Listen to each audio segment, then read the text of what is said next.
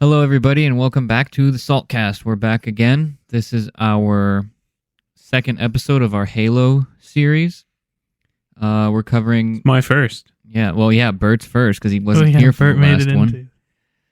Oops. And so we have Halo 2. We did Combat Evolved, and now we've moved on in the series to Halo 2. And there is a lot to talk about in this one. This one may end up being two parts. We're going to see where we finish here, but there's a lot to talk about. What do you guys think? It's more flushed out than Halo 1 story-wise, I'd say. Yeah, I mean, it actually has a story. Halo 1 has one, but it's pretty basic. Yeah, we talked about it in the Combat Evolved episode, Halo 1 is setting all the groundwork and stuff for the universe, so they do a lot of stuff that doesn't necessarily tell a great story, but they lay the groundwork for everything that's going to happen afterwards. I want to do a short section on Bert's just general thoughts of Halo 1, since he missed that episode. I never played them growing up, so I played them with you. Yeah, and when they came to PC, it was his first time playing. He might have played random multiplayer in Halo 3. No, I remember playing Halo 3 before, that's what I just figured. Messing around in there when I was younger. Yeah, I figured. Good but never the times. campaigns, I don't think. Yeah, but I never actually seriously played the game. Yeah, so I did have a lot of fun. Yeah, this is a good view, though, because everyone always says Halo's only good because of nostalgia. But Bert played Halo in 2019 for the first time. Yeah, and Halo CE was pretty good. I mean, it doesn't handle... it handles kind of weird compared to other FPS games I've played. I mean, that's probably just an age thing. Yeah, I think so. Yeah, but Call of Duty, from the time, compared to Halo from the time. Oh yeah, Halo's a lot floatier than most other. Yeah, they feel different. shooters. And it was just, even when today, you first they started still playing, feel different. It was kind of not hard to get used to. It was off. But then eventually you just kind of you start enjoying the game more than you notice the way the game feels.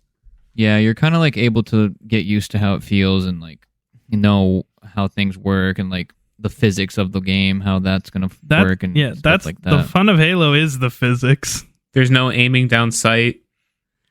It depends on the gun. Yeah, it does depend on average the gun. Yeah, I think in Combat Evolved, there's only two that you can aim Only down the sight pistol, I with. think. Well, the sniper. Oh, and the sniper, yeah. I mean, there's not many guns in that game, but I think the best parts of Halo are the co-op experience and the physics. That's what makes it so fun. Just the wild stuff that happens. Yeah. I think I'd probably agree. All right, let's one go. thing I can definitely say, it's better than anything Call of Duty's put out this past couple of years. That's not saying much. Pretty much anything they've put out since Black Ops games. Ops 3. Probably. I think the last one. I heard the Modern Warfare the original, the 2019 one was good. Yeah. Mm-hmm. Let's go and get into our Halo 2 conversation. So this episode is going to mostly cover the narrative and the story stuff.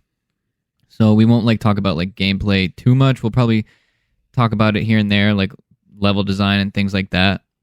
Yeah, but just related to the levels. Yeah. We're going to talk about gameplay. What do you mean? I mean, as far as multiplayer stuff, none of that.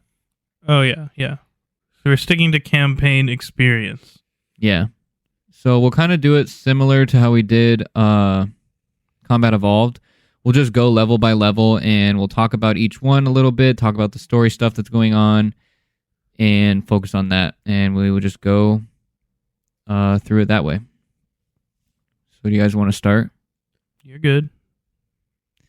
Okay, so the first level is Cairo Station. And so the game opens up with the Arbiter and Chief, which to this point, this is the first time we've seen the Arbiter.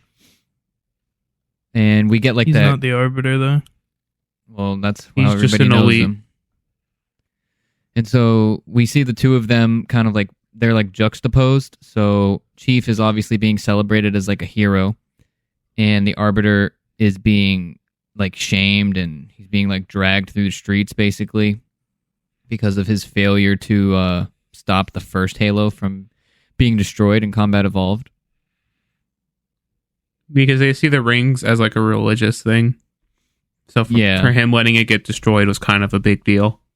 Yeah, I mean, for them, it's like the biggest deal that could be. Like, for them, the rings are sacred and holy, like, things to help them, like... Yeah, he was also the like, leading commander of all the forces that were there in the first game. Yeah. And so we get, like, multiple scenes. Like, this is the first time we get scenes of, like, the inner workings of the Covenant, too. So, like, we see how kind of, like, they run their show and everything. So... we get to see like the prophets and like the grunts and the jackals and brutes, elites, everything. High Charity. Yeah, they're massive. The High Charity city. for the first time. Yeah, the massive city that they all live in, High Charity. So it kind of like sets the two like main protagonists of the game up against like parallel with each other. So I think that's like a cool story beat. Like we kind of get to see because. Like I said, Chief's the one being celebrated, Arbiter's being just beat up, basically. I also think it's cool how much impact the effects of the first game have in this game. Yeah. Especially for the Covenant and Arbiter. Like the events of the last game are completely responsible for what like drives his story. For his whole story, yeah. Which is cool because, like, in the first game, you're like, I mean, the story was all right, but it was fun. And then in this game, they, like, take that, like, average level story and it, like, actually gives it a huge importance. And they're like, hey, this average story is pretty important. Yeah. Yes, they do. Yep. Yeah. Sure. And so you get to, like, sympathize with the Arbiter a little bit. But he's also just a badass. Like he's being shamed, cool. And he's being a badass the whole time because they're like branding him, and he goes, and then Tartarus, who is like this lead brute guy, he's the one that is like branding the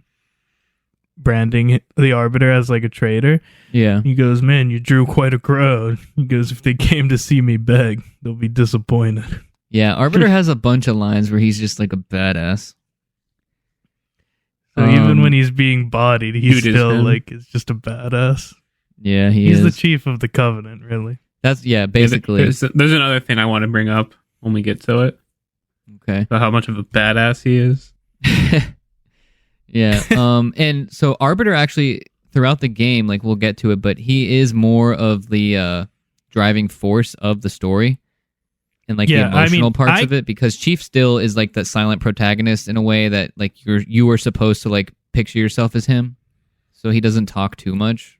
I consider this game to be Arbiter's game. Like I think he's the main character, not Chief. I'd agree. Yeah, we follow the Arbiter's story a lot more than we follow the Chief's. Well, it's pretty even as far as like what's focused on, but his is just the stuff that has a bigger impact.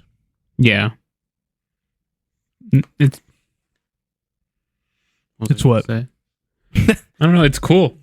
Just mid-sentence. It's cool to see the hero. Like not. It's just cool to see the way he starts off, because like in the beginning he just gets basically like tarred and feathered, gets stripped of his armor. Yeah, told that like he's a failure, stripped of his armor, stripped of his rank, stripped of everything, and he's basically supposed to be killed. They see him as a traitor, even though like that's kind of wild. And then meanwhile, Chief is like being praised as a hero. Yeah, that's pretty much the opening, though. He loses everything. Yeah, but the main point of this cutscene, right, is to show the parallels between the Arbiter and Chief. That's its main focus, but it also introduces us to 4 like pretty large characters, right? The 3 prophets, Mercy, Truth, and Regret, which are like the 3 co-leaders of the Covenant. Yeah. And also Tartarus, and just the brutes in general are introduced as a species. And it kind of introduces us to the Covenant's government. Yeah. Like their there's actual a ton of societal structure. Yes. Yeah, we get a bunch of stuff about the Covenant that we never got before. One thing that's mentioned in the beginning is that as of now, the elites are the ones responsible for the Prophet's protection. Yeah. But after the Arbiter's failure, is put into question. Yeah. There's starting to be some like tension within the Covenant's like hierarchy. I mean, not as much yet, but more the just seeds focused have been on the planted Arbiter. for it. But so we're introduced to a whole new race, two, I guess, really, because the Prophets are a new race as well, but they're not like a combat race in the game. As far as enemy types, though, we're introduced to the Brutes, which are like similar to the Elites, but a little bit more, I guess, like violent, less honor, more fun and attack. They're more power pursuing than honor bound. Mm-hmm. And we're then introduced to like the leader of the Brutes. Yeah, Tartarus. He's the so those are like our new characters. That's a cool name, by the way. What? Tartarus. I guess. In Greek mythology, that's like the pit where all the monsters are sent to when they live. Yeah, well, that's actually and that's where the Titan, like that's like where like the gods dispose of things they don't want to deal with and things that they fear. Well, that kind of that gives a little more lore and like interest to the Brutes too, since Tartarus is their leader. I mean, Halo has always been considered like basically a retelling of Noah's Ark. Like that's like a very popular like fan thing that they say. Well, Halo brings up, I think, a lot of religious stuff. Yeah, but not in an annoying way. And it kind of pokes fun at like churches and how they're used to control. Even the Master Chief's name, John 117, like there's a bunch of like biblical references throughout the games. Yeah, that's right. Like the main like storyline of the universe is based off of Noah's Ark. Yeah. Yeah, it would be, isn't it? So after those cutscenes play out, we get like there's like an alert. Oh, we see that Johnson lived. Yeah, so we're missing also that major part. Johnson's alive, and then we get introduced to another major character, two. We get introduced to two on the human side now. Yeah, so you get introduced to Admiral Hood. He's like the head of, I guess, the Navy. I'm not sure his position, but I believe so. Yeah, so we get introduced to him. He's a big deal, and he's handing out awards to the survivors of like the Halo incident, medals of honor, and all that. Which is only Johnson and Chief. Well, Chief gets one too. Well, and then Keyes, Miranda. Yeah. So we meet the daughter of Captain Keyes. Yeah, and she's getting like the Purple Heart or something. She's getting it in her father's place because he died. Yes. Yeah. And then so we're introduced to her, and that kind of like ties us back to what's it called? Combat Evolved with Captain Keyes. So now there's like that emotional connection too. Like there's all these things being set up. So it's all interesting. Yep. And then they get like an alert that the Covenant is back. Johnson's back. And he's an actual character in this game. Yeah. And then we get like the alert that the Covenant have just like entered the space around Earth. So like nobody was expecting that. Pretty big deal. Yeah, because the Covenant didn't know where the humans' homeworld was. Yeah, and they still, once they get there, they even say the fleet that destroyed Reach was 3 times this size or something 50. like that. Yeah, it was a small invasion fleet. No, when they come in, Hood's like, this isn't right. The fleet that destroyed Reach was 50 times this size. Yeah, so it shows like the Covenant didn't anticipate there to be humans here, let alone it be their home planet. Also, this you probably don't remember this because you only see this in single player. Both of you probably don't know this, but there's like, if you play in single player, this little like tutorial mission where you like go through the space station with Johnson, and he's telling you about these like massive, like one of them you're on, Cairo Station, and then there's like the Malta and the Athens. Mm-hmm. These like massive like Mac blast stations that are around Earth, protecting Earth. They're that like nothing orbital is supposed defense to be able to stations. get through. Yeah. And you get that little cutscene or like You that get your little new armor. interactive moment where Chief gets his new armor. And he lies to you. He says your shields will be 10 times stronger. It's not true. They feel the same. They feel weaker. They're worse technically because you don't have health in this game. At least in the Combat Evolved, you had a health bar. But yeah, so then we're dropped into the action. You have to try and repel like the Covenant because they are like boarding Cairo Station. And yeah, then they're blowing boarding them all up. of the Mac stations. And so you go through and you're like wiping them all out, and then out of the windows, like you can see the Covenant leaving Malta. other stations. Yeah, and then it's they're like Malta on first. the things. They're like, they're retreating. We won. Yeah. And then it's like, psych! And the whole station blows up and they all die. Blows up, and everyone's like, no. No. And then a little bit later, as you're still fighting, they eventually retreat the Athens, and then that blows up too. And then Cortana's like, that explosion came from inside the Athens, same as the Malta. The Covenant brought something with them. A bomb. That's exactly what she says. I know the game. And then Chief is, or then Hood's like, Master Chief, find that bomb. Master Chief, find that bomb. That's what I just said. It's funny, so I repeated it. Then he goes, yes, sir. On it. Yeah, Could you so imagine? that would be crazy. And so then you're tasked with finding the bomb. And so you go through the station and you fight like jetpack elites. There's this cool section where you're outside of the They station. fly There's, like, now. Zero gravity Also, and they can fly. This level is so hard. Oh yeah, this level is fucking hard.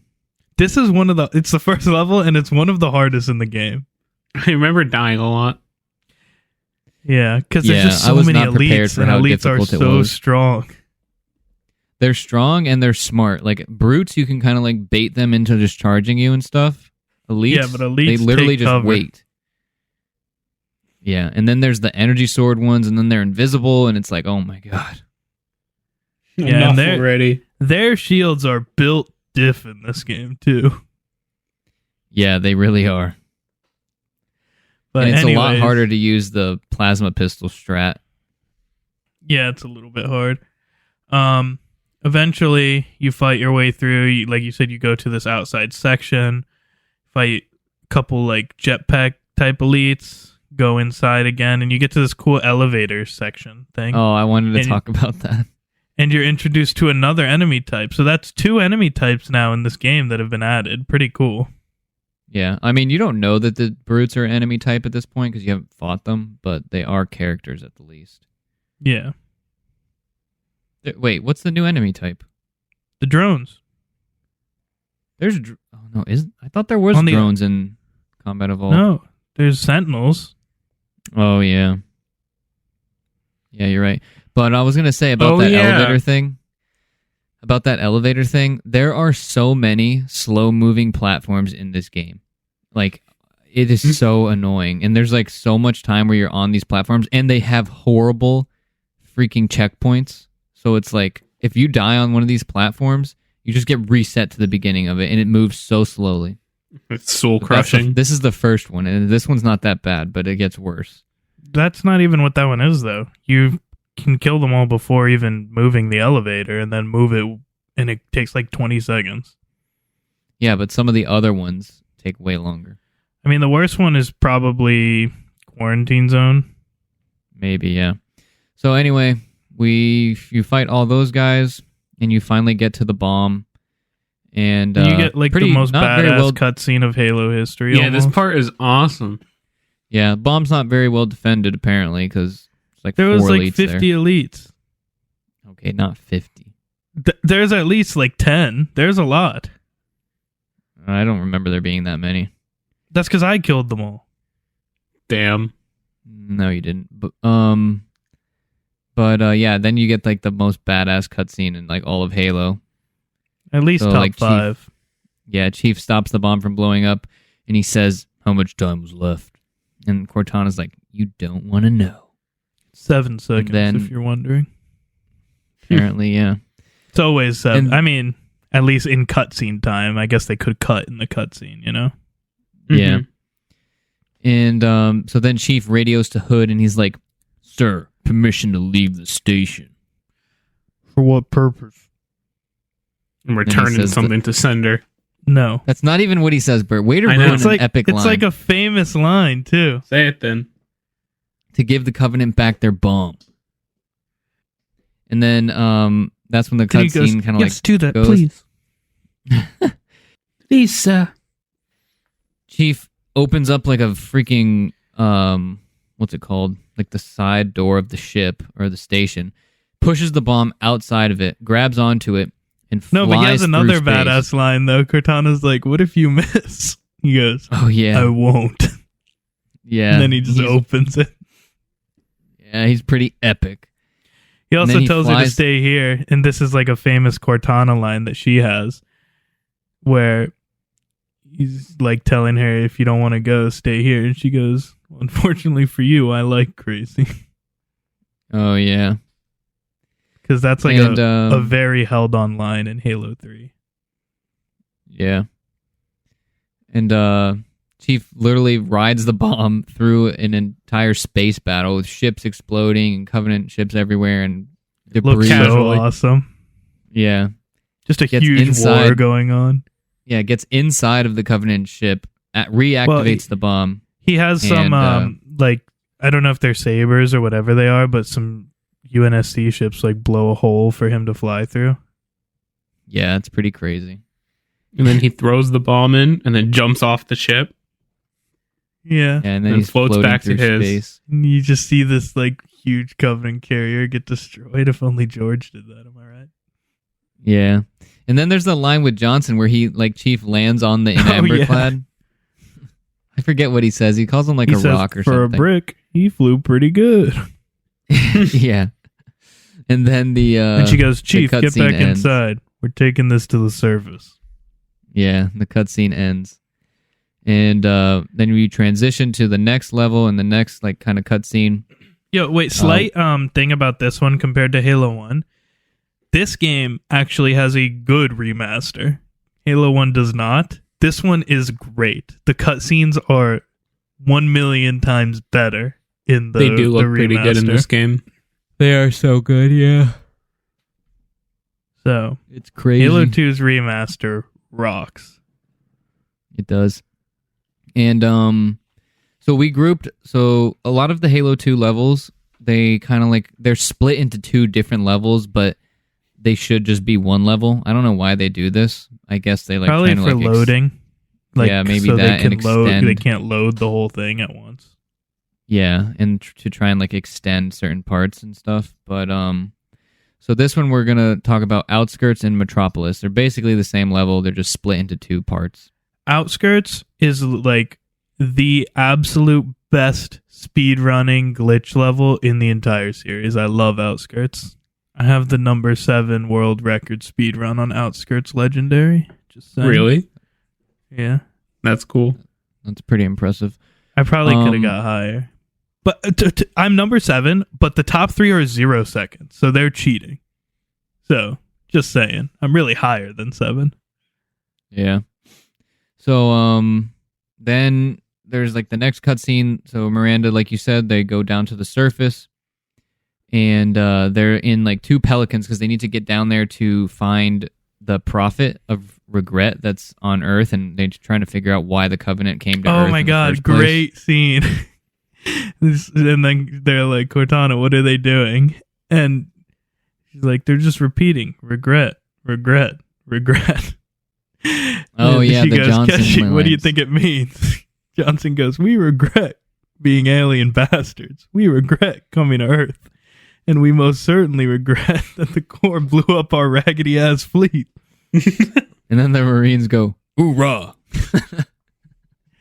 This is so like good. Where Johnson really comes into his character in this game. It's actually these levels right here. Because he has another great line at the beginning of Metropolis, too.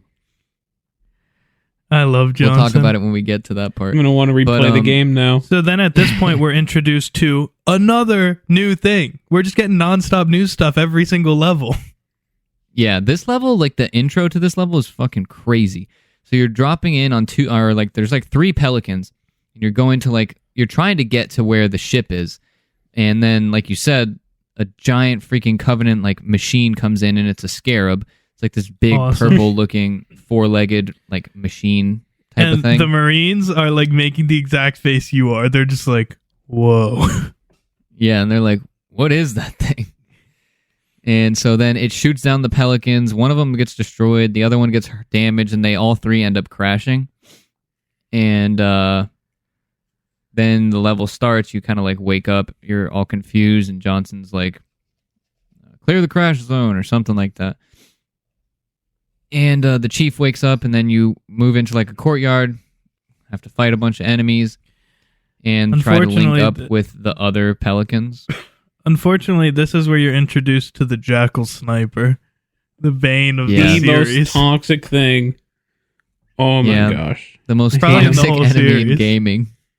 Yeah, they're like famous in all of gaming for being one of the most like just brutally like unfair enemies. Yeah, so to explain, if you play the game on Legendary, the hardest difficulty, there's these Jackal Snipers, so they have like these beam rifles, and they are on top of like every building. They're like hiding in little freaking crevices. Places that you can't normally get to.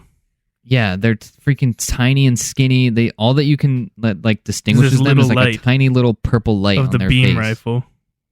Yeah, and they literally just one-shot you and no-scope you from across the map. They never miss. And they never freaking miss. If they get a shot off, you're dead. You'll die. Yeah, you usually kill them second try because you're just like playing the game and then you'll just die and you'll have to be like, okay, that came from over there. Now I know where he is. Yeah, so you just go through the game.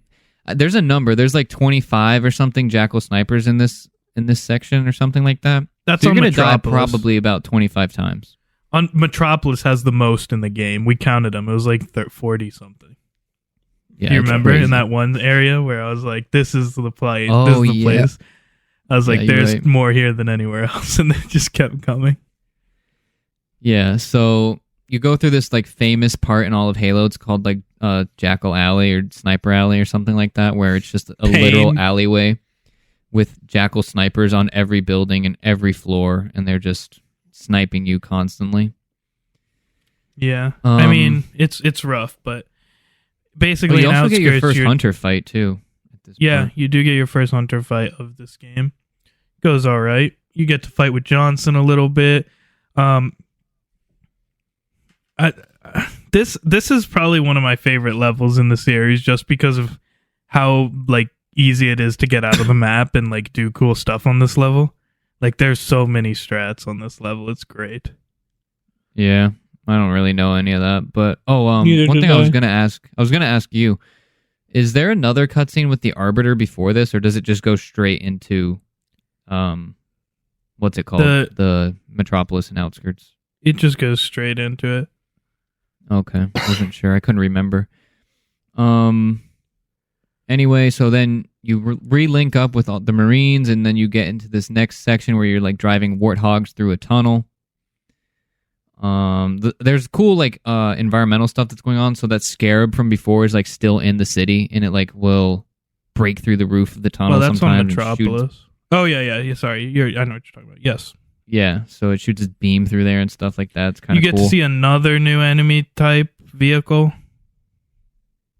Oh yeah, what are those things called? I forgot. Yeah, I don't remember what they're called either. They're like vehicle transport vehicles. They're big and like you shoot them and stuff. They have a turret. But you drive through these tunnels and eventually link up with Johnson again. Johnson, it's a good guy. This is This is a good one. So when you get to the end of Outskirts, you like come out of the tunnel, you get to a bridge, the Scarab like comes over, Johnson's there, he's like, Marines, it's literally climbing the bridge. He's like, they were fucking annihilated, that Scarab killed everyone, it's gonna kill us too, we gotta get out of here now. We gotta leave now! Now, and then Johnson's like, you hit Marine? Well, here's the thing, this goes through all the Halos. Johnson's lines, like 95% of them are different in every difficulty. Oh, really? I didn't know that. Yeah. So I didn't know that either. The legendary ones are usually the best ones. Obviously. But like most of his lines from Halo 2 and 3 change depending on the difficulty. At least like the Johnson type stuff, you know. Like this part here with the tank. It's that's why I don't really remember it, because it's different on different difficulties. But continue. Yeah, so he's talking to the Marine. He's like, "You hit Marine," or something. And he's like, "All right, fine. Then mount up. We got to help the chief get to here, or whatever." And then Keyes radios over, and she's like, "I got something for you guys." And a Pelican comes in and drops off a tank. And then Johnson leaves with the Pelican. Yeah, Johnson gives them the tank. Yeah, Johnson gives them thanks. The he tank, never gets me anything. Yeah. And then Johnson says that line. Bert, say it. Do you know it? No. Damn. He says that. He says after Cortana's like, "He never gets me anything." And then Johnson goes, "I know what the ladies like." And then you get in the tank, and he also, like, before that, I think the legendary one is where he's talking to the Marines about, he's like, "When I was young, we used to get 2 sticks and a rock, so be happy with this tank," or something like that. Oh, yeah, that is a good one. He's like, "You're lucky." And he's like, he says something. And we had to share the rock. Oh, yeah, that's what it is. And we had to share the rock.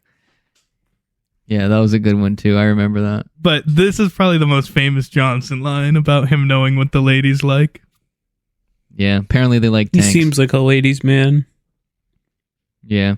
And then this section is actually probably my favorite part of both Metropolis and Outskirts, is when you drive the tank over the bridge. Yeah, this is probably one of the top parts of the game. Yeah, the skybox is pretty cool. Like, everything's really cool about this section. There's banshees all in the air. Like, there's ghosts and Covenant troops all around. Also, the first introduction to a really cool Easter egg that is very hard to do, because you have to, like, get a Banshee to follow you through the tunnel, and then you can hijack it. I remember doing this. Yeah. Oh, yeah. I've never done this, but I know what you're talking about. You get a Banshee in the tunnel, get it to follow you all the way through. You hijack the Banshee, and you can fly up to this sky bridge that looks like... Honestly, you wouldn't even think that it's real, because it looks like it's part of the skybox, but it's actually just super far away. You can go there and grab a freaking Scarab gun. It's awesome. Yeah, that is cool. So then you make your way across the bridge, destroying the Covenant troops, and you're through another tunnel section. Fun. Yeah, you go through another tunnel section, which you had already done, so it's like a little bit repetitive, but it's cool now. It's cooler now because you have a tank. So, and the music's popping off. Yeah. Yeah, it's a good soundtrack right at this point, too. But this is like one of the times where it feels like music. A full war. You're like banshees, ghosts, wraiths, and you're in your tank. Yeah, this is like, how I expected. Shit. This is how I expected Outskirts to start, because there's like really good music playing during that cutscene, and then it kind of slows you down when you're in that courtyard. You kind of wait around a little bit for like more enemies to show up in the waves. Mm-hmm. But it does pick up like a lot in Metropolis. Like, you can tell this is where like a lot of the time went. And so you drive like the tank through the streets and through the tunnels, and eventually you get to a point where your tank won't fit, and you gotta like get on foot. Oh yeah, you do have to go back on foot. That part's hard as shit, though. There's more jackal snipers. Yeah, there's more jackal snipers. We forgot about the part on the beach with the warthogs. There's a whole beach section too, where you're like fighting on a beachfront. Yeah, that's in Outskirts. Yeah, we'll just mention that now, but that's also a good section too of vehicle play. I was just saving that for when we get to something I wanted to talk about. Okay. Then what happens? I can't remember. So then you like fight through a couple more Covenant, and you eventually come out to what's known as like the home of jackal snipers in this game.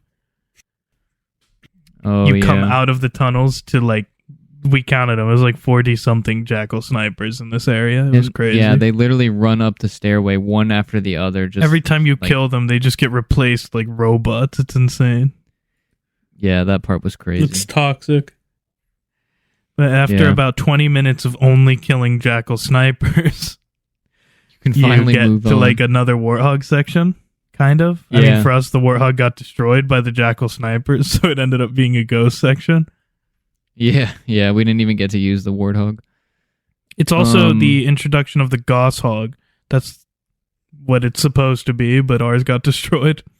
Yeah, we didn't get to use it. So then you move on and you continue through the level, killing more enemies and fighting. And then you finally get to like the spot where like the UNSC are holed up. It's like an actual downtown, which is pretty cool. Yeah. This part was like pretty controversial too, I guess, because in their like E3 demo, this part was supposed to be way different. Bigger. I don't know if you guys know, but it's been a while now, maybe like 8 months or something. On MCC, they released the E3 demo. You can play it. Oh, wow. That's I didn't cool. know that. I didn't know that either. Yeah. That is cool.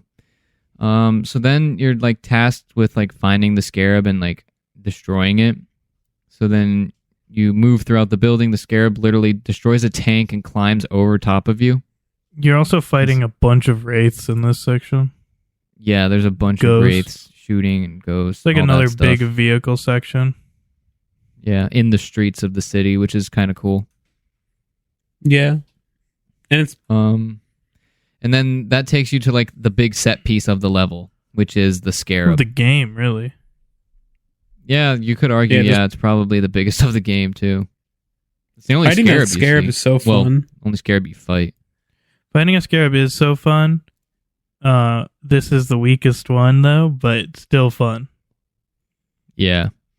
And so the scarab like is moving through this like section where it's going underneath a bunch of bridges, and you have like the opportunity to jump on it down, or snipe onto it. Yeah, jump down onto it and fight the Covenant off, and it's a pretty cool section.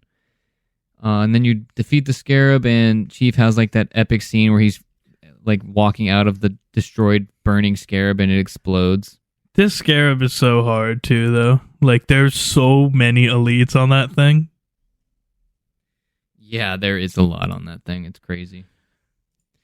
But yeah, you got it. Yeah, then you move on and the next cutscene plays, and I forget how it plays out, but basically like Keyes is like, get back to the ship or something. The Covenant are leaving. Yeah, and they're just flying away normally, and then Keyes is asking Hood. She's like, permission to like follow. He's like, negative. We need to protect this city. But then like their freaking like slip space starts heating up, and she's like, "There's no time." He's like, "All right, fine, go, hurry." Yeah, and this scene's pretty cool. Then Keyes pilots the Enamberclad right up to the and Johnson the and Chief make ship. It on like last second. Yeah, and they jump in slip space like in an unknown where like they don't know where they're going. Yeah, they're just following the Covenant ship. Yeah, and so you also get to see just the freaking. They're on like a frigate, and this is like a Covenant like super carrier. This thing is so much bigger than their ship. Yeah, it's way bigger. And then that's kind of where that level ends with the Enamberclad. The Enamberclad going with I forget the name of the ship, but the Covenant, and then that level ends. Well, not quite, because after it goes through, there's just you see the destruction. Because it slipped in atmosphere. It just destroys the entire city. Like, it's just this massive... It looks like Godzilla's freaking atomic breath. Yeah, it does fuck up the city. This was such a badass scene, it created a whole game. Yeah, my favorite Halo game, too. Yeah. I love Halo ODST. Or not ODST. Yeah, it is. Yeah, isn't it? Yeah, it is ODST, yeah. But yeah, you get to see the freaking city just get absolutely destroyed by this freaking slip space. It's awesome. And they barely make it. It's super cool. One thing I wanted to mention, this was like a promotional thing for when they were doing the remaster of Halo 2. They put out this like canon cutscene called A Day at the Beach that takes place like right at the start of Outskirts. Have you guys seen that? You showed me this. You showed me this video. Yeah, this is a good one. Basically, it's at the beginning of Outskirts when all those pelicans are shot down. You follow a different pelican. You get to see what happens to them. They crash. They're like, pilots are dead, whatever. But what's cool about it is like these lines that you're hearing as you're playing through Outskirts, you're seeing where they come from, like the actual moments of this during this cutscene. So they're saying things on the radios to like Chief and Cortana, and you're like this place is being bombed, and you can see in the promotional that place is being bombed. Not exactly, but like, so basically they just get into this like crazy battle with like some elites and jackal snipers. And keep in mind, this cutscene thing came out in like 2014 or 15 or something, so Halo's now established and stuff. So they do like very well-known Halo tropes in the cutscene. Like the guy does the charged plasma pistol switch to a VR one-shot and elite thing. Yeah, that was funny.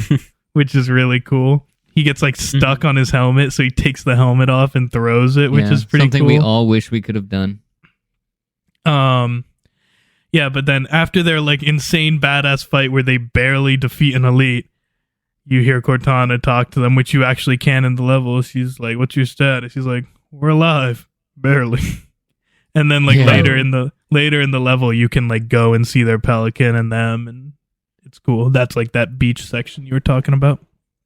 Yeah, that's an epic little cutscene thing. Or that they did. That's such a great way to like promote a remaster, like a new cutscene that takes in stuff from the game and like expands on it, even though it doesn't really matter. But it's like, this is more canon material. Cool. It's a cutscene, and it like fits into the game so well. Like it's awesome. Yeah, so plus cool. A game that it just expands upon a game that's already finished. Yeah, like, and then like adds, when like another breath of air into it. I remember watching it when they like put that out, and I was like, "Oh my god, I remember this level!" Like, and then when he said the barely thing, I was like, "That's that guy." And it got you hype. Yeah, I was like, "Who knew he was actually such a badass?" Yeah, it's pretty cool. So that's just wanted that's to the say end. That. That's the end of that level, and then we're on to the next set of levels. The Arbiter and Oracle. So this cutscene, you kind of see Thel Vadamy, which is the Arbiter. He got his punishment, and he's talking to the prophets now, and they're kind of explaining to him like his new role, and they offer him the role of the Arbiter. Well, they say that he's sentenced to death. Yeah, and they're like, but that would be a waste of your abilities. The council wants him to die, and they're like, to be honest, but I determine how you die. Basically what they were saying though was, because everyone's like, he's a traitor, they're like, we know you're not a traitor, you just fucking suck at your job and we hate you, but you didn't do it on purpose, you're just a shitty person. Is basically what they're telling him. Yeah, and he even's like, I can't lead troops anymore, I can't pilot a ship, or all of these things. And he's stripped of his rank. And they're like, do you know where we are? The mausoleum of the Arbiter. He goes, another even great on my line. Knees, I don't belong in their presence. Yeah, that's pretty cool. You see, like how the Arbiter feels about himself. Like he feels like a failure, and he feels like he's not worthy of being like in the presence of even the prophets and the other now dead Arbiters. Yeah, but then basically they're saying, you can't. He's like, I can't do anything. They're like, well, they first tell it like, this is more for the player than for the character here. But they're like, after he says, yeah, we're in the mausoleum of the Arbiter, they're like telling him Arbiters have been created and consumed in like devastating times of the Covenant, like taming the Hunters. That was the Arbiters. When the Grunts tried to rebel, the Arbiters fixed that. Basically, you find out Arbiters are like direct ordered from the prophets to do like these crazy things, and they always end up dying, but it's like for like a massive important reason in the Covenant. Yeah, it's like the Hail Mary warrior sort of thing. Yeah, they're sent on suicide missions, and they're usually like great heroes within the elites and like the Sangheili, which is their like species. So they're telling him, become the Arbiter. The council will be fine because you're gonna fucking die. And then you can still do stuff for us since we know you're not useless. Yep. And so he agrees. He puts on his helmet, his new helmet, and it's so cool. Assumes the name Arbiter. Yeah, and says, "What will you have your Arbiter do?" And then that's when we get cut to another awesome character. Yes, another character. We get introduced to Halfjaw. I forget his actual name. Artas. Oh yeah, Artas. I call him Artus. But it's this badass elite that's missing half of his jaw, and he's kind of like explaining to the Arbiter. He's like, he's basically at the level the Arbiter was before he was disgraced. He's like another Supreme Commander. Yeah, and he's like, I don't care about you. All I care about is my elites, and your life means nothing to me. And then Arbiter responds with another great line, and he says, then that makes two of us. Basically, because he also doesn't care about his own life, but he does care about the other elites. Reiterating how he feels about himself, feeling like he's worthless and all of that stuff. He also tells him that nothing will ever hide the mark that he got. Well, the entire game, you're just watching the Arbiter lose everything. Yeah, and they just hate him. He lost his standing in the military, his honor. And you can tell that these other elites just hate him now. Yeah, they don't really like him. But you can tell that he comes from like a good place. Like he does care about the elites and the Covenant. Like he's very still much loyal to them and to the prophets. Yeah, and the mission they're sent on, if you want to explain. Yeah, so the prophets send him on a mission to hunt down this heretic leader that is they say someone's spreading lies about saying that the Great Journey is a lie. Yeah, and so the Arbiter is sent to go and exterminate him, basically. This part is the part I wanted to talk about. No, go ahead. Well, at the end? The Arbiter then goes to this gas giant to find the heretic. Yeah, it's like a mining station that is like suspended in the gas giant, because you can't stand on a gas giant. Yeah. So then, as you're like the level you're pursuing him, and then every time you almost catch him, he escapes and runs further into the facility. So then the Arbiter is like, screw this, and then decides... we'll get there. We're not there yet. I know what you're going to say, but we're not there yet. Where are we? Because there's another big thing. Yeah, there's another big thing that happens while they're just fighting through this facility to try and find the heretic leader. Mm-hmm. And then it's like... The first one, not much happens. You're just fighting your way through, but eventually you get to a point when the level switches to the following one. That it's like the beginning of Oracle. Yeah, you tell it. So you fight your way through the facility, and then the level ends, and you get to the beginning of Oracle. And but one thing, like gameplay wise, as the Arbiter, you have like invisibility, so like. And obviously, you're using Covenant weapons. You're playing as the Arbiter. That's the first time that's happened. This was like a big deal. Like you're playing as an elite. Everyone was like, "What the fuck?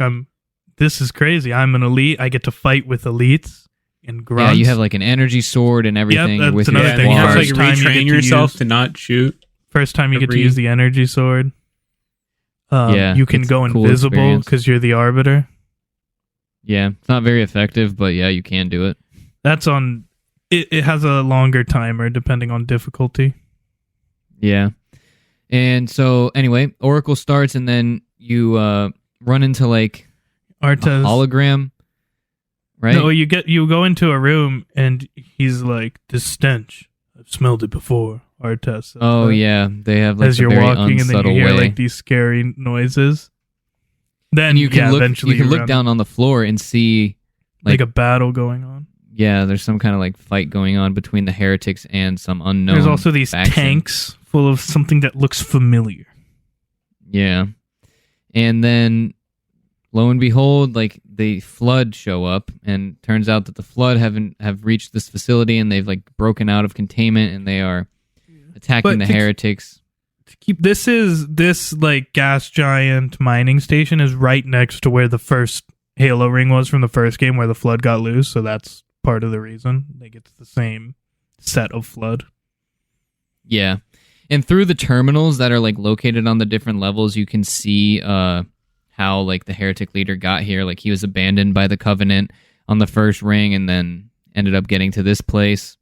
Learning ends up different things. We'll talk about the terminals at the end, I think. Yeah. So then the Flood are there, and now it's like a 3-way battle between the heretics, the Flood, and the Covenant, which is you, the Arbiter. So you fight your way through this.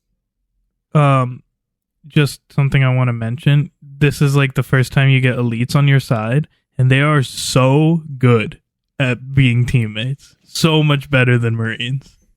Well, obviously they're elites. Yeah, but like they're just so like good. They're like better than any enemy you go against. They're like almost impossible to kill. They just are so helpful. Yeah, their shields are crazy. They don't die. They're pretty cool. They have swords usually. It's awesome. Yeah. So you fight your way through the facility and get to the heretic There's another elevator leader. on this one that you hate, probably. Yeah, there's an elevator thing where you I like the elevator. It's like a scary one, thing with the flood jumping down on you and you're like holding out with your elites. Yeah, it lasts for 5 minutes though. It's a long one. I think it's the longest one. It's not the longest one. There's a 7-minute one. Oh, then that's the longest one. It's on quarantine zone.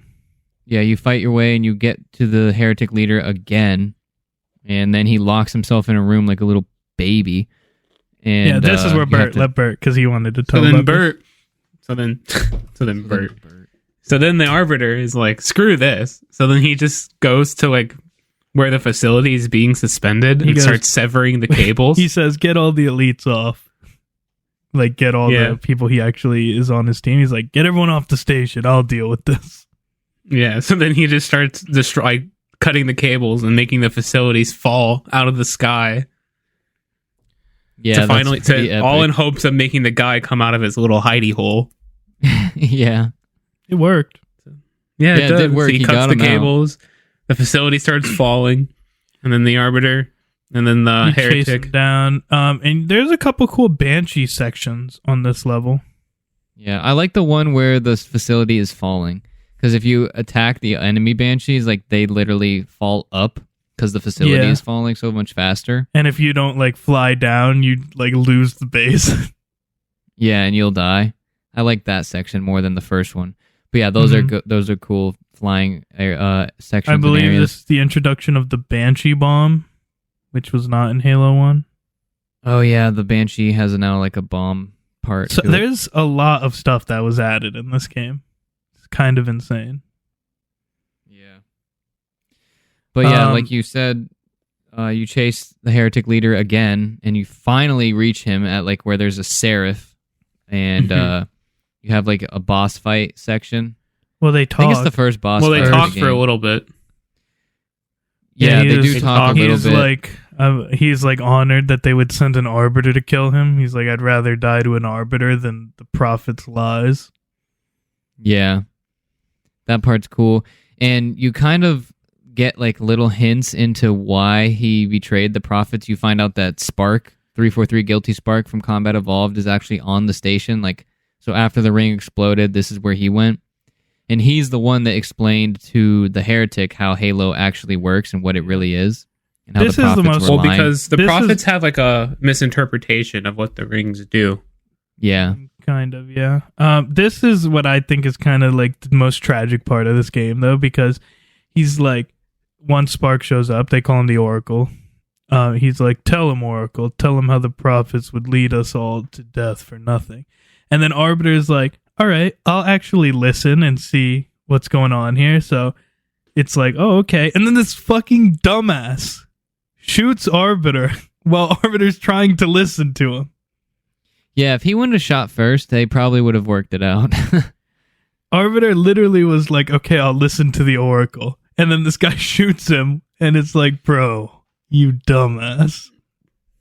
Yeah, and then you get the boss fight. On Legendary, it's extremely hard. Yeah, because he has probably the strongest weapon in the game, dual-wielding plasma rifles. Oh, yeah. Yeah, the time to kill is like 2 seconds or something like that. It's also, dual-wielding was added in this game. Oh, yeah. Which is pretty fun. Another thing that was added in this game that I forgot to mention, which we should have mentioned on Outskirts/Metropolis, is vehicle hijacking, which is super cool. Yeah, that is a cool addition. So then you kill the heretic leader. Yep. And Tartar sauce.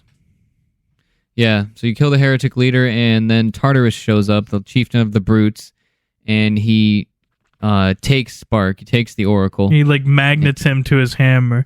Then Arbiter's like, yo, chill. The Arbiter. He's like, that's the Oracle. He's like, oh yeah, guess it is. And he throws him in the in the Phantom. Yeah. It's a cool difference between the elites and the brutes right there. Yeah, and it's at this because moment the elites that would have treated the prophet with like a bit more respect than throwing it in the back of the ship. Or the Oracle. Sorry. But this is like the first part where the Arbiter now is starting to like feel uneasy and start to think about and question the Great Journey and the prophets and what the Halos really are and all of this stuff.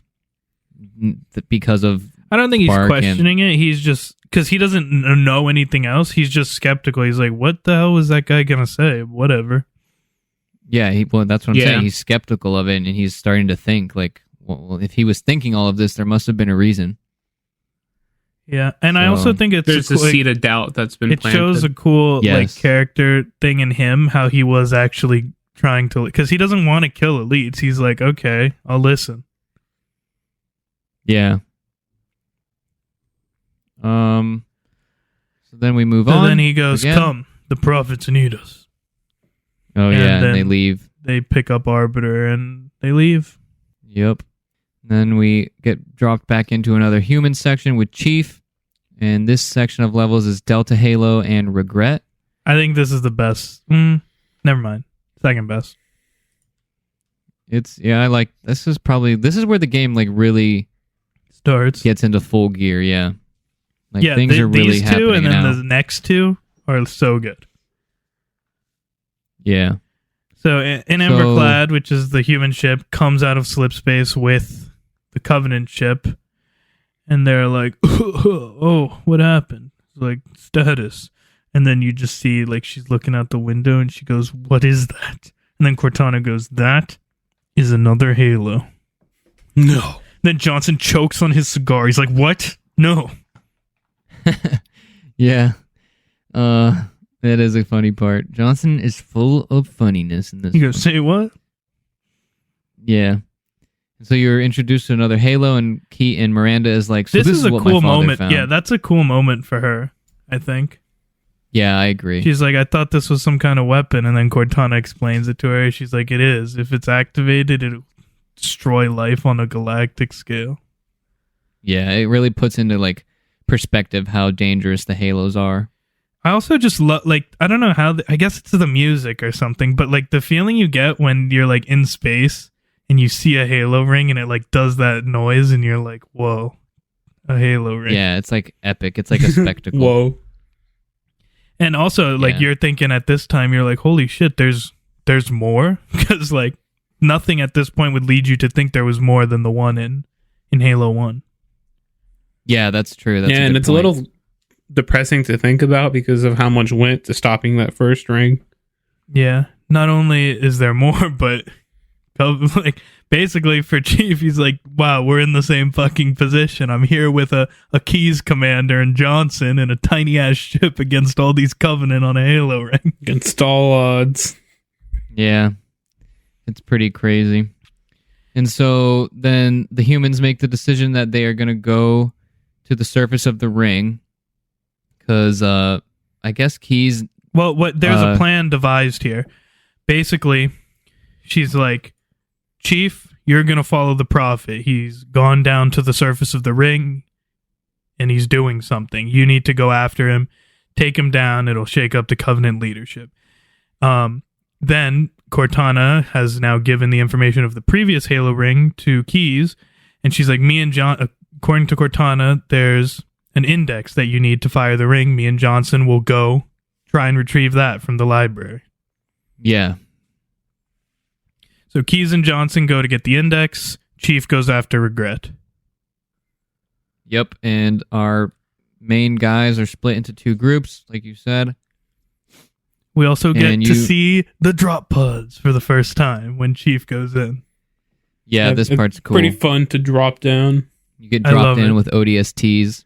Yeah, you feel like a badass. Troopers. He gets in a drop pod. They like drop from space down into the freaking ring. There's like grunts with little toys that are shooting their turrets at you and like taking some of the pods down as you go.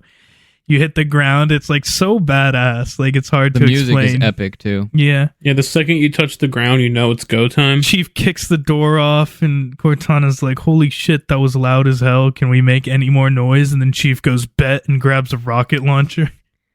Yeah. That's epic. And like as soon as you get on there, like Bert said, it's like literally like you got to start running and shooting because there's enemies everywhere. Turrets. You're in a war. Shooting you. It's crazy. It's so cool. It feels like you were just dropped onto the front lines. You get to fight with some ODST, which are Marines that aren't useless. Yeah, they're a little bit stronger. Not quite at elite level, but at least they're not absolutely useless like the Marines. They're not bullet sponges. Yeah. So then you make your way through the ring and through like the different areas, fighting a bunch of Covenant. There's like sniping sections, there's vehicle sections, you get another tank section in like this narrow like hallways kind of area where you're just weaving in and out. You also occasionally see these like holograms of Regret saying something in a language you can't understand. Oh, yeah. And this is another, now you're on a Halo ring, so you get to see a lot of cool Forerunner structures, but it seems like on this ring they have been like decayed to time much more than the last ring. And just quick lore explanation for that, that's because the monitor got fucked here. You know, Spark was keeping his ring stable. Maintenance. No one was doing that for this one for years. Yeah. I forgot what I was going to say. Oh, the tank thing. So you're like driving the tank through like, it's like pretty unique areas and stuff. It's pretty cool. I think this is probably one of the best looking level. These two set, Delta Halos and Regret. It's like these foresty and lakes and mountains and stuff. It's really cool. Yeah, it's pretty cool. I like this level, these two levels a lot. And so you end up making your way across these like huge ponds where there's like these moving platforms again, and you ride on them. I actually like those. These ones are those are definitely probably the best ones. Yeah, these ones are the best ones. I think part of it is because of the scenery. Yeah, the scenery is much cooler. Like the skybox is really cool. There's like a lot of stuff going on. Yeah. With, like, you also the ring get and weapon everything. drops. Yeah, you get your weapon drops, so you get to like and there's, actually like, pick what you want. You gotta like fight banshees. There's more cover. Sometimes there's other ones come across that you have to like jump between them and fight. Yeah, there's ones that are coming at you with Covenant on them, which makes it entertaining and fun. And then just as you're going through the level, Cortana is like listening to Covenant like chatter and like telling you. And basically you find out like through Cortana's telling you, she's like, apparently the prophets are pissed at the prophet that is here, which is Regret. Apparently they're like, yo, you went to Earth prematurely, what the hell? And he's like, well, no human presence was foretold. And they're like, well, if it wasn't for mercy, you're putting everything at stake. Like truth and mercy are the two that are not there, and truth is the one sending the message, and truth is like, honestly, if it wasn't for mercy, we would just have you killed. But mercy's saying to forgive you, so we'll forgive you. And then Cortana's like, let's try and get Regret quick, but honestly, it sounds like you'll kind of be doing truth a favor. Yeah, the way they do that is pretty cool. Like, to Bungie's like credit, like they do a good job of like doing exposition at good times. So like, one of the times that Cortana's like giving all of that exposition, it's during like the underwater elevator scene where you're just like sitting in an elevator, and I guess it's probably to like load the next section or whatever. But that whole part is super entertaining too, because one, Cortana's explaining all of this stuff about the Covenant and their like inner workings. And two, you're going through an underwater like Forerunner like structure in an elevator that's like zooming in and out of like the water and stuff. It's pretty cool. Yeah. Visually, that's like one of the coolest parts of the game. Also, another huge tank section. Those are always fun. Yeah. And so then eventually you finally get to where the Prophet is at. Where Regret is at. After a few hundred Jackal snipers. Yeah. The Delta Halo has the Sniper Alley, like the worst one. That like foresty waterfall area. That's the worst one? Yeah. Well, I mean, besides the one where they just spawn to replace each other, this one is like, the most toxic one. I didn't know that. But you get to where the Prophet is, and then you also throughout this level get to see a new elite type as you get closer to the Prophets. Which one is that? Oh, the Honor Guards. Yeah, so you like the closer to the prophets you get, the more you start to see these like special elite types that are like they got these fancy armor and sticks and stuff. They're like specifically meant for guarding armor. Yeah, it's pretty cool. Yeah, they're the personal bodyguard of the prophets. Yeah, so then eventually you get to Regret. It's a room full of honor guards and grunts. Yeah, but hold up. Right before this, Cortana's like, I detect something or something like that. And then you see the like entire Covenant fleet and their holy city of High Charity just slip space right in over the ring. Cortana's lines make it so much better. Yeah, I don't remember her lines if you want to say them, but yeah, that part's pretty epic. Just as they jump in, she's like, this is the biggest Covenant fleet I've ever seen. The biggest anyone's ever seen. It's like the biggest in history that has ever been seen. She's like, we need to do what we need to do fast and get out of here because we literally stand no chance. And then she's like, as you're walking into the room, she's like, the Covenant have dispatched multiple like massive like groups of phantoms, like thousands of phantoms to come to like where you are right now. And then like if you look in the sky, you can see like it's got to be thousands of huge super carriers, all of High Charity, which is like this massive thing, like thousands or millions of phantoms heading towards you. Yeah, there's a lot. You can see pretty like epic. Damn, they don't fuck around with the prophets. Yeah, the scale is crazy. It's not even because of the prophet, it's more because of the ring. It's because of the prophet. I mean, not really. Yeah, the president's pretty important. Truth wants Regret dead anyway. Yeah, but Mercy didn't, and he takes half of the lead at this point. Yeah, but I mean, the whole reason that they brought the fleet there was because of the Halo. Yeah, but I mean, the reason all those phantoms and ships are heading down to the ring at this moment was for... Yeah. So like then you get like your... waves. Yeah, you get your second boss fight. It's you just basically beat up a cripple. Yeah, Halo boss fights are terrible. They always are. There's never a good one. So don't expect there to be any. Yeah, the best one probably is the Heretic Leader. Yeah, you jump on Regret's floating wheelchair and just punch him in the head a bunch of times until he dies. And as everyone knows, the boss fight is never the boss. It's always the elites next to him that are the boss fight. Because those guys... he's got his little gravity gun, but it doesn't really do much, and it's easy to avoid. Yeah, but it's not easy to avoid those energy sword elites. Yeah. So you end up killing the prophet, and then Cortana's like, we got to get out of here or something because they're glassing the whole area. I think is what's happening, right? Yes. And so she's Chief like has running as it's glassing behind him. Yeah, it's like an epic scene of him running, and he jumps and dives into the water. And then you just see tentacles grab him and pull him under. And then the level's over. Yep. Yeah, it's pretty cool. And then it transitions to the next set of levels, Sacred Icon. There's also a voice line as it grabs him. It's like, this is not your grave. Yeah, and it says, but you can rest in it or something like that.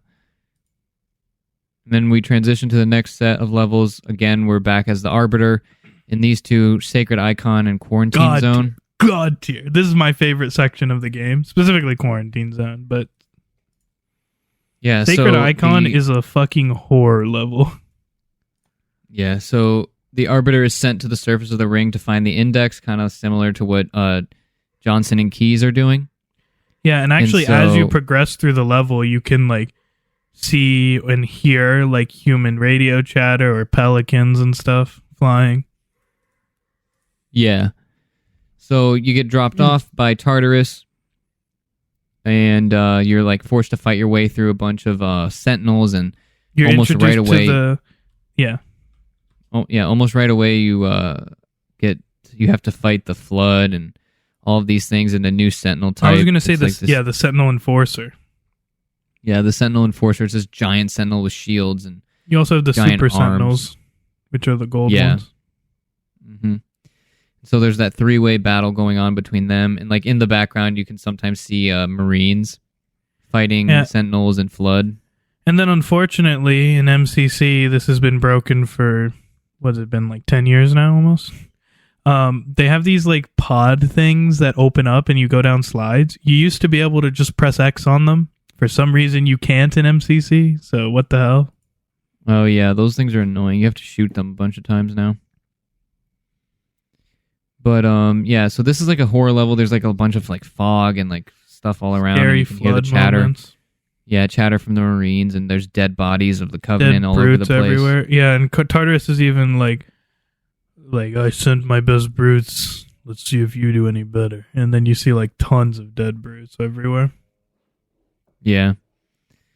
So you fight your way through there looking for the index, and then you... I forget how this part ends and transitions to quarantine. Sacred zone. Icon ends when you finally get to the bottom of like this structure.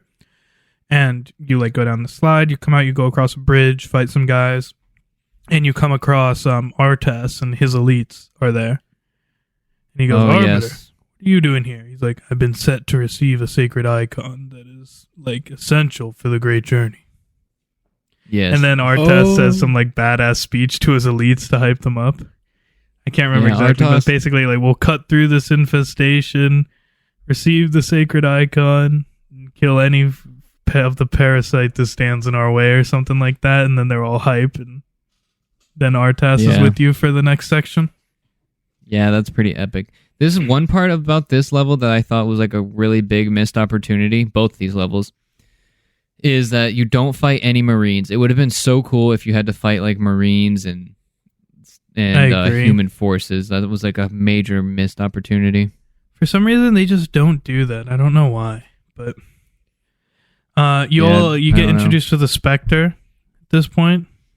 Oh yeah, this is another cool like Covenant vehicle. What's the Spectre? It's like a warthog, basically. Mixed with a Covenant. ghost. Yeah. It's got a turret and boosters and all that. Oh, okay, yeah. It's like the elite Prowler. Yeah, basically.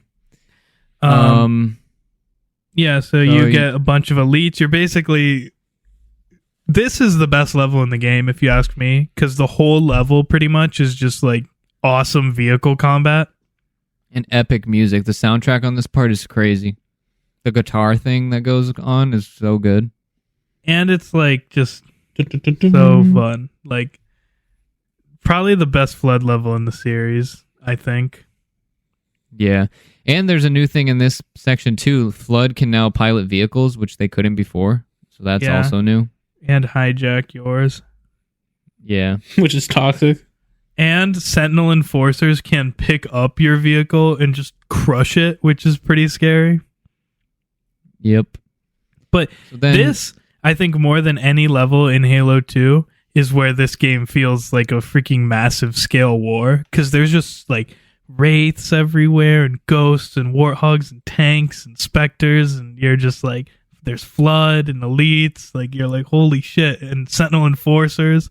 Like there's so many things going on. You have like these wraiths shooting at sentinels and these sentinels picking up wraiths and these warthogs just bodying you, and you're just trying to survive. Like there are points where you don't even feel like you're trying to progress. You feel like you're just trying to survive. Objective survive. Yeah, it's pretty crazy. But you move through the level and you eventually get to this like another moving platform part where you have to survive waves of enemies. Yeah, that was a hard one. To catch up to the humans because you finally make it to the library. It's also the longest one. Yeah, so then eventually you fight your way through that. 7-minute one? It does have cool visuals, though, if you are able to look away without dying, which is the hard part. But because once you get to the thing, you see, like, just as you get there, another one starts, and it's Artas and the Arbiter. And he's like, is it the humans? And it is the humans. It's Johnson and Miranda. And then Artas is like, you go, I'll hold off the flood here. So then Arbiter goes on his own with some other elites. Yeah, well, Tartarus Tartarus follows behind in the Phantom and is like, that coward left you on your own, huh? Don't worry, I'll watch your back. Which is kind of like to throw you off of the thing that's about to happen at the end of this level. Also probably because he was kind of pissed that he couldn't get 2 done. Yeah. And so But you fight your way through there. You're and you like eventually, barely behind the humans, though. You can see on the other platform, like to the side, them doing their thing too.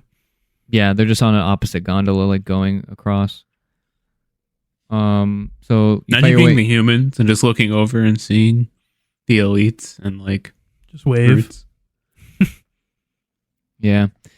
So you fight your way through, and you eventually make it to where the index is, and the next cutscene plays, and it's Miranda and Johnson. They finally got the index. Miranda is like Gonna jump dangling, over a hole. dangling over a hole, and she gets it. And then right at that moment is when the Arbiter shows up, and he's like cloaked, and he takes the This is index from her, awesome. beats up Johnson, and he kind of just single-handedly beats them both. But he's so scary in this scene, like the way he just like is invisible. They'll shoot at him and he'll like hide and then just jump out and like yell in their faces and like just lift them up and throw them so easily. And he's so That much would be bigger than them. terrifying to fight. And he's Yeah, like probably about to kill Miranda, and then Tartarus like magnet hammers her into his hammer, takes her in the index. Yeah. And then Arbiter Tartarus, is talking to Arbiter's Tartarus. like, the index is my responsibility. He goes, was your responsibility. Now And it then is he's mine. like, when the prophets hear about this, they'll have your head. And then he's like, Hear about when this? they hear about They it, ordered they me to ordered do me it. to do it. Then he blasts And then- you with his freaking beam from his hammer, launches you into Yeah. a hole. Tartarus betrays you, and you find out that the prophets are betraying the elites and Well, he also says a stripping them of bloody their fate position. awaits you and the rest of your incompetent race to Arbiter. Proving Yeah. that it's not like, okay, the Arbiter's supposed to die because he's the Arbiter and we just don't want him anymore. It's actually like an elite-wide thing, not just him. Yeah. Yeah. And you find out Like that the elites are being stripped of their like position within the covenant and all of that. Mm-hmm. And then, like, in this other cutscene, you're seeing, like, I'm trying to remember, is it at this point?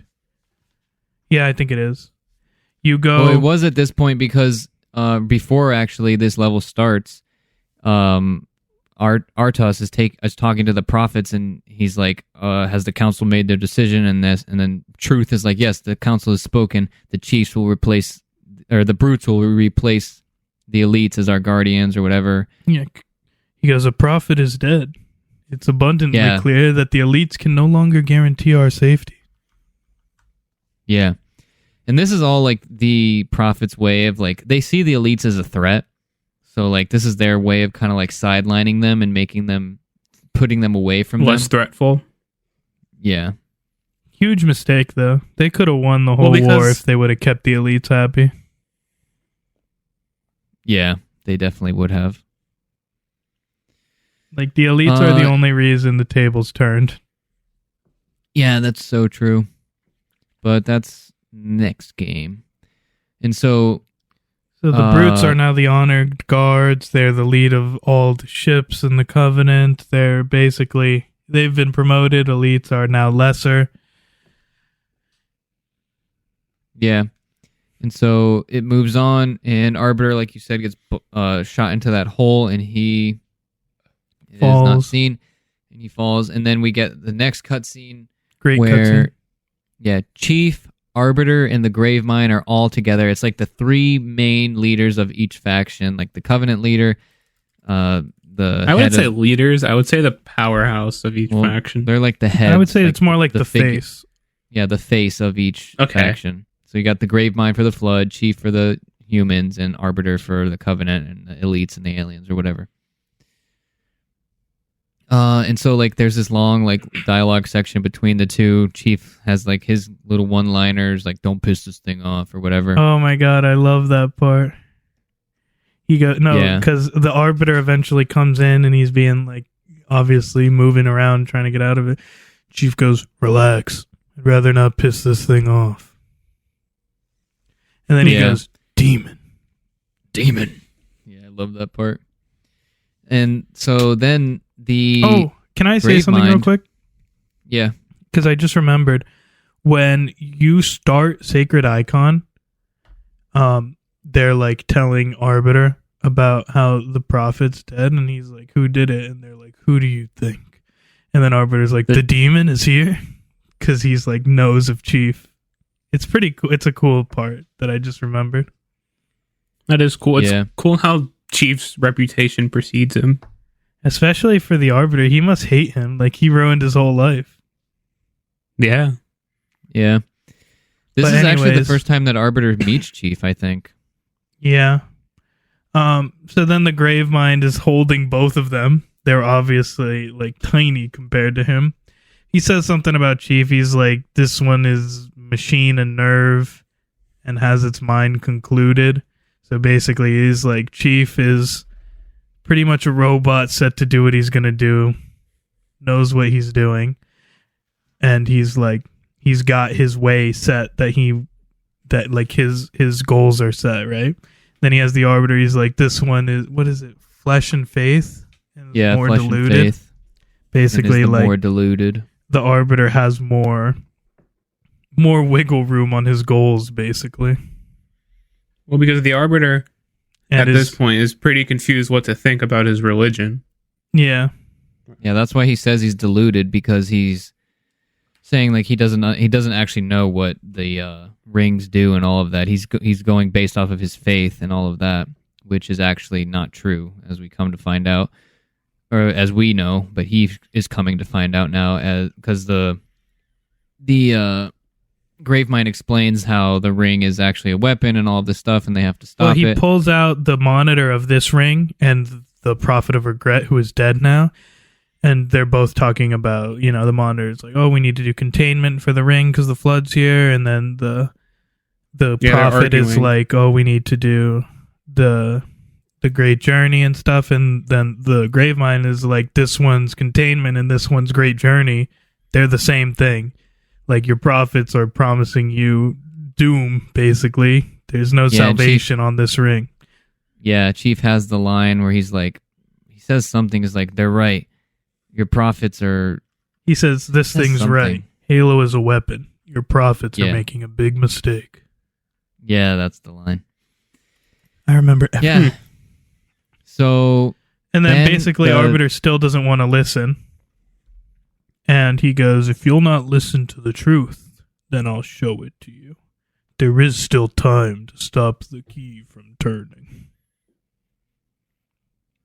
One thing I want to talk about real quick between the original and the remastered is the Gravemind looks absolutely terrifying in the remastered. I mean, everything looks better in the remaster. I want to say... No, I know, but like... What? In the original, he looked okay, but not scary. Even disregarding the fact that it was older. But like the revamped version of him looks scarier. Right. Yeah, I think so too. So then I'll finish this up and I'll let you go back to it. I just don't want you to miss these lines. So he says, stop the key from turning or whatever, and then he's like, duh. He basically says, like, fate made us meet as foes, but this ring will make us brothers. And then he goes, we exist together now. 2 corpses in 1 grave. Yeah. And then the Gravemind explains how there's 2 spots that the index could be, and so he's going to send them both to 2 different ones. Well, the Arbiter still doesn't believe the Gravemind. So then the Gravemind's like, fine, I'll show you. Yeah, that's why he's like, I'll show you them. So then he teleports them off. Yeah, he teleports Chief to High Charity, and he teleports the Arbiter to, I think it's like this area that's kind of close to the, I don't know what that building is called. The control room. Yeah, where you can fire the ring from. He's like right outside it. Great for the story that he did this, but you would think like send the Arbiter to High Charity and Chief to the place where the Marines are, but whatever. Yeah, don't throw each other into each other's home territories. I mean, it's not like Arbiter would have been any safer than Chief there at this point. Yeah, I think they both would have ended up doing the same things pretty much. But so then their 2 paths now are more parallel than ever. So like the next sets of levels are happening like simultaneously. Obviously, you don't play them at the same time, but it's like they're happening like in line. Yeah, so it starts with Chief and you appear on High Charity in like the absolute worst start to a level in any game I've ever played. Like in the middle of a broadcast where the prophets are saying that they got the icon and not even the flood can stop them, and then Chief just appears right next to the camera guy and he goes, "Boo." It's so funny. Hey, yeah, it's me. And the prophets order them to kill him, and then you get killed 100,000 times by this pair of brutes because the spawn that you get in this level sucks. She goes, "Brutes." Yep, and you hear it over and over. And this is actually the first time you fight brutes. Yeah. Yeah, this is the first time you fight brutes in the franchise. And we already talked about them, really. Like, they are bullet sponges, they berserk and like charge you and do all kinds of crazy stuff. They don't have shields, no shields. But yeah, but it does. You can't even tell the difference because they just take so much damage. Well, the kinds of weapons you use are different. Like needlers are better against them. The carbine, you can 2 or 3 shot them depending on their helmet. Yeah, you can use actual bullet weapons versus plasma. Plasma's not as good against them. Yeah, so you fight your way through High Charity looking for the index and the prophets, and I can't really remember how this one goes. Gravemind is a super long level that basically its whole purpose is to show you the schism. Okay, yes, yeah. So throughout like your battle on High Charity, like the elites have fully been betrayed by the brutes and the Covenant, and so they are all fighting each other. And Cortana has there's even like outside Civil sections where you can see like huge space battles going on within High Charity. Yeah, and Cortana makes note of it. He's like, some Covenant ships are firing on their own or something like that. And you, like you said, you can look up and you can see them all fighting. So there's a full-on like civil war going on within the Covenant right now. It's called the Great Schism in lore and in canon. But that's basically when the elites are betrayed. And honestly, thank God, because if you had to go through High Charity fighting elites and brutes and they weren't fighting each other, that would be terrible. Chief would have died. So probably. Hard.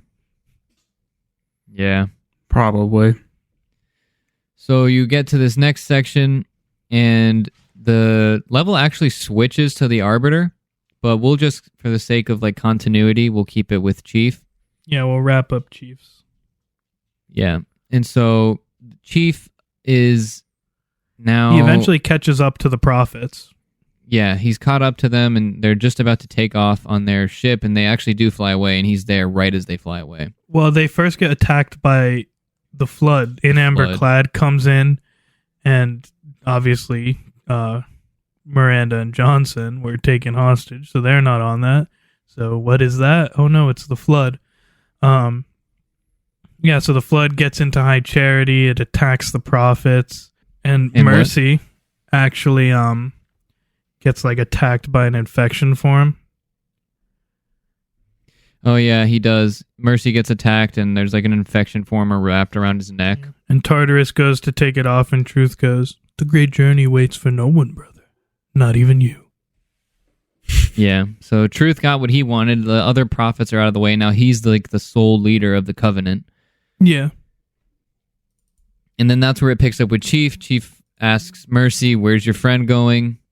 And he tells him like something about the great journey can't be stopped. It's too late or something like that. And then Chief pulls off the thing and continues through High Charity, and Mercy dies.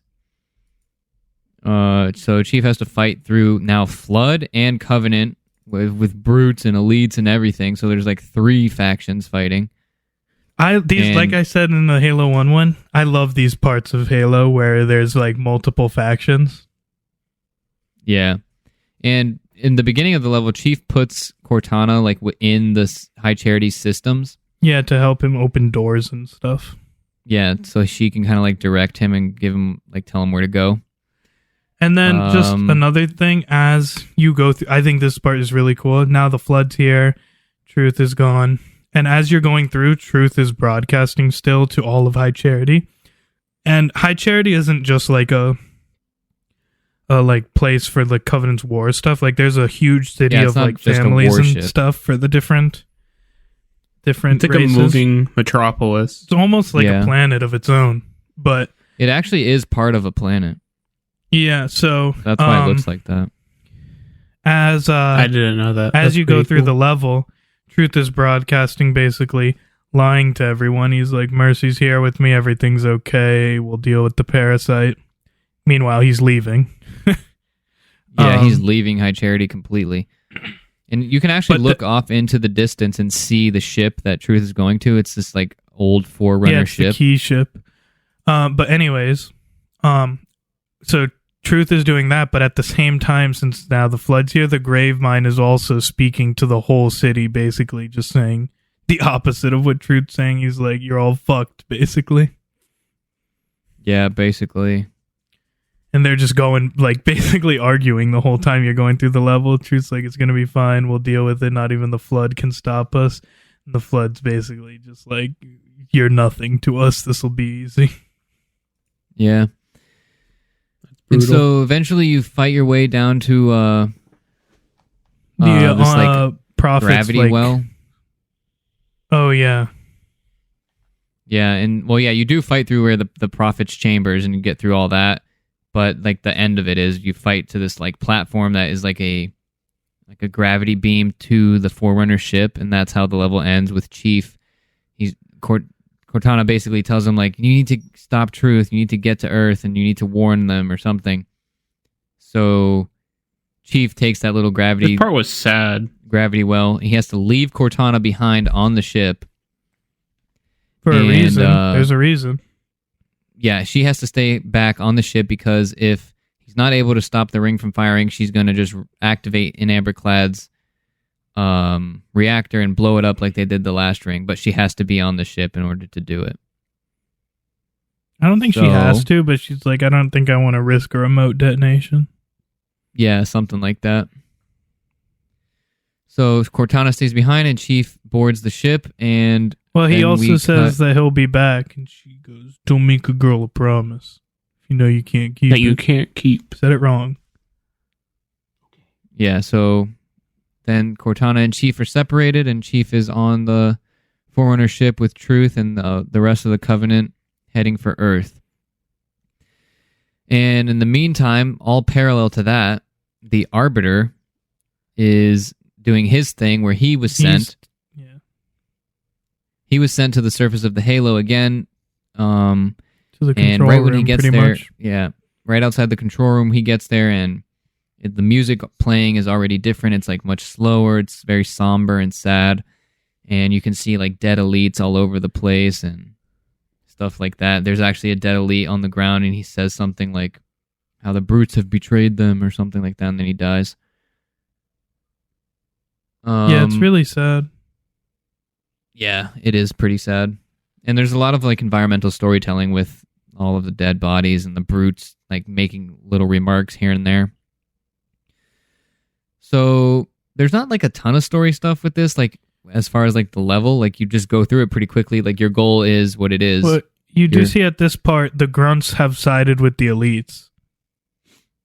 Yeah, the grunts are with the elites, the jackals are with the brutes. And the hunters also have sided with the elites. Yeah, the hunters that we see, at least, have sided with the elites. And so you make your way through it, fighting with hunters, grunts, other elites, killing tons of brutes, and just to fight your way to the control room. It's so awesome to have hunters on your team. Yeah, and you make it to this one section, and you end up saving a couple Marines. Whoa. And then there's this... Huh? What? When do you save Marines? Like at the end. You skipped a lot. I mean, what is there else?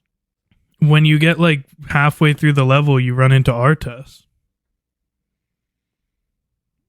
I don't remember. I remember running into him, but I mean... Yeah, like once you get halfway through, a Wraith pulls up and Arbiter's scared, and then he comes out, he's like, Arbiter, I thought you were dead. And then Arbiter's like in the council, murdered by the brutes. And then they're like both pissed off, and he's like, well, let's keep moving. And eventually he's like, I need to get into that control room, he tells Artes. And then as they're moving, they eventually see a scarab, and he goes, that's our ticket in. Yeah. And then you fight your way up to the scarab.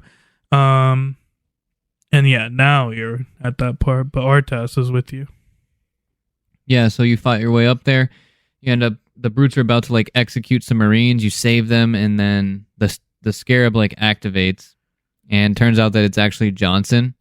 You can actually see him jump up and into the scarab if you pay attention, and he takes control of the scarab. And you also see Miranda was brought into the control room with Tartarus at the beginning of the level. Yeah, well, they need a human in order to activate the ring. Yeah. Which is why they do that. And so then you team up with Johnson and the Marines to bust down the door to the control room and get in there and stop the ring from firing. Then there's like a section where you have to pilot a Banshee and protect Johnson as he makes his way hard. There. And yeah, that is hard. There's specters and ghosts and other Banshees and wraiths and all kinds of stuff in your way. And eventually, Johnson busts the door open and you're able to get inside. And then you're met with Tartarus. And Miranda's in there and Spark. And Arbiter tries to explain to Tartarus that the prophets have betrayed them, like they've lied to them. This part is so sad, actually, because you can see, like, for a second, Tartarus thinks about it. And then he just throws Spark at Johnson and, like, bodies him. Yeah. So Tartarus probably like had some doubts too.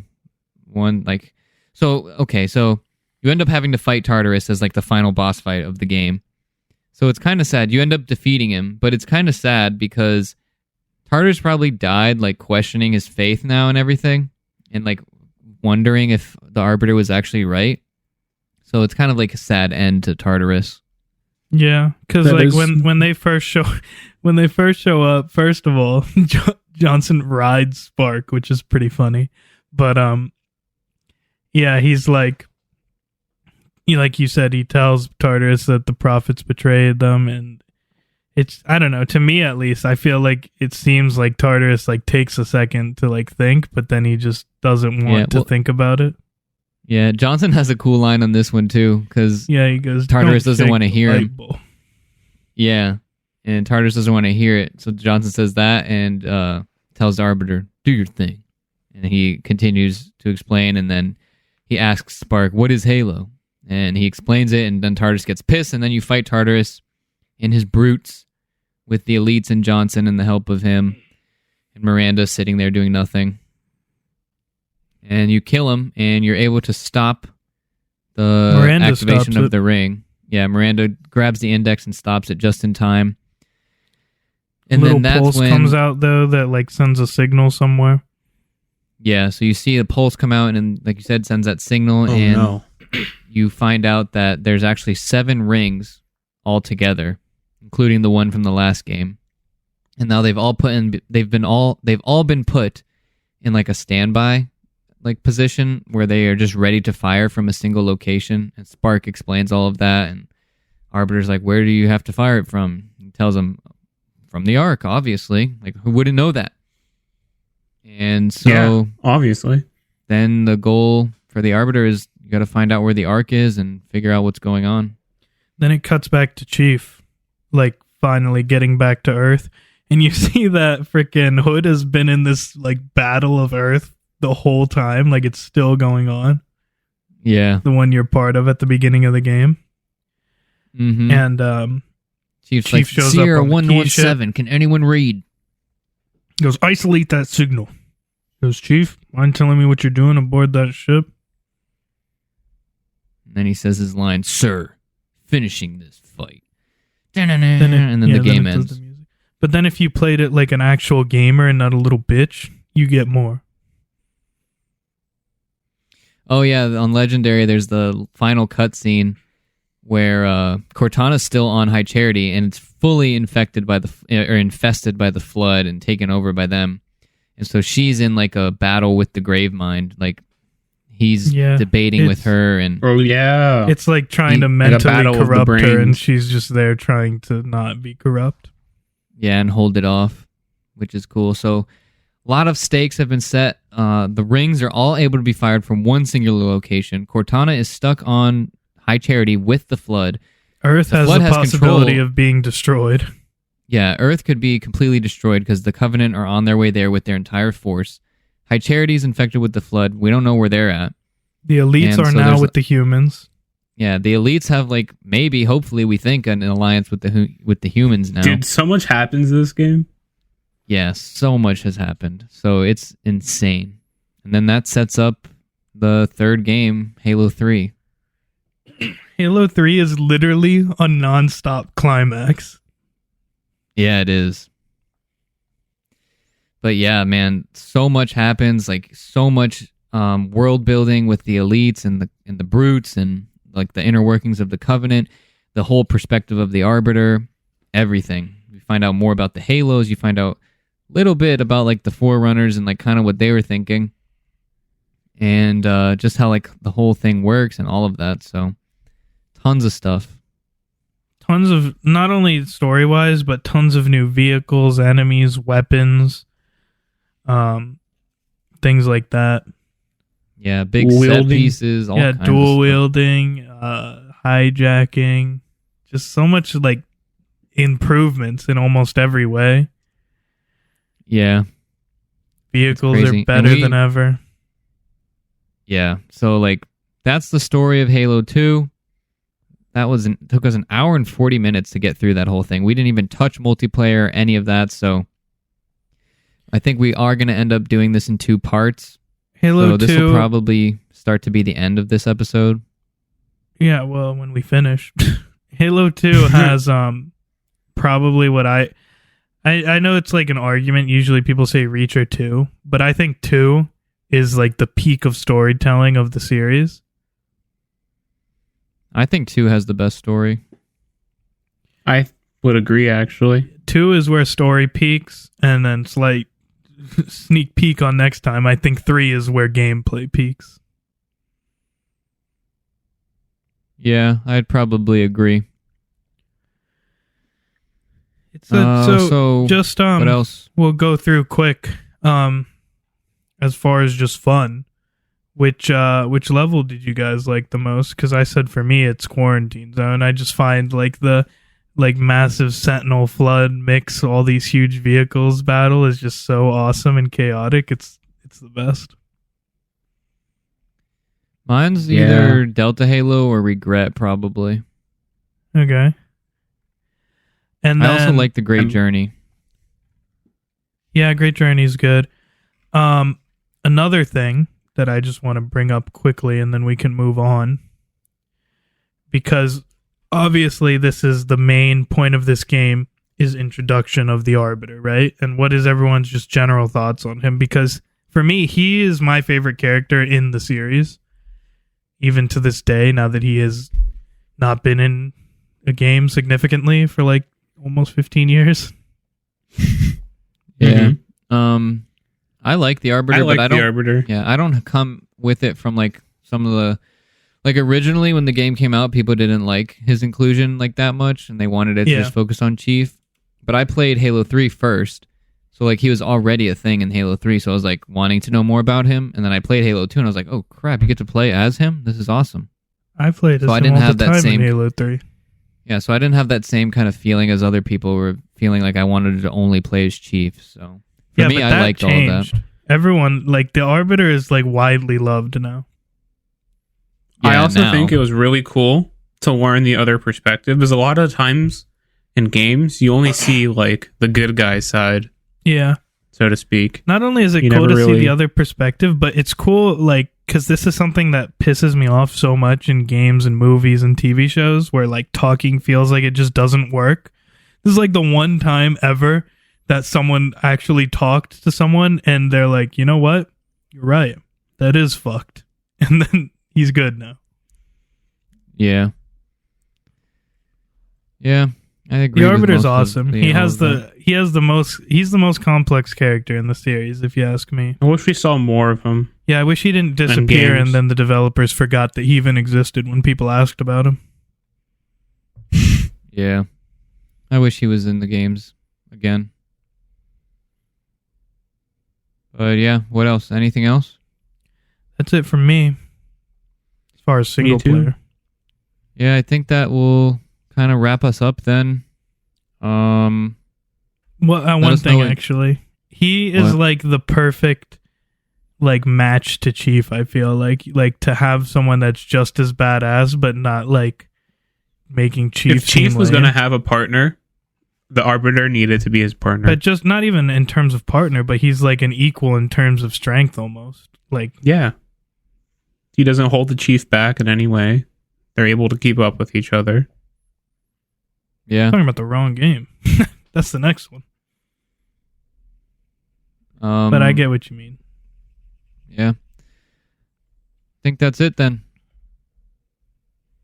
Cool. Is that it for you guys? Keep it salty, guys. Just all right, cool. We will see you guys on the next episode for part 2, which will be in 2 weeks, I think. And I think it's, I don't know, maybe 3. Something like that. But yeah, thank you guys for listening, and we will see you next time. Bye.